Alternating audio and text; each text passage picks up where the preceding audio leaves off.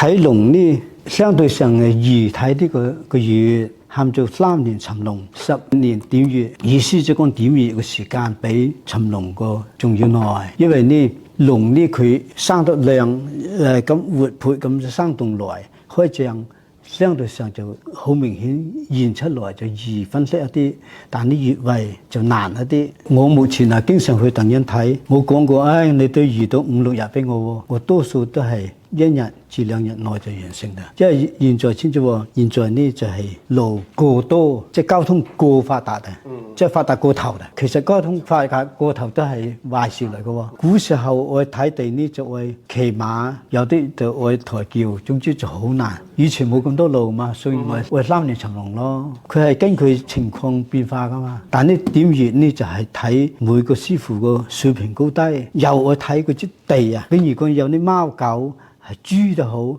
喊住發情嗰陣時，山地都係咁喎。佢嗰隻山未有適宜俾人撞嗰陣時就好難睇個。佢到時到後需要啲成熟啦，即係好似果子成熟啦，佢現出來就好容易睇到噶啦。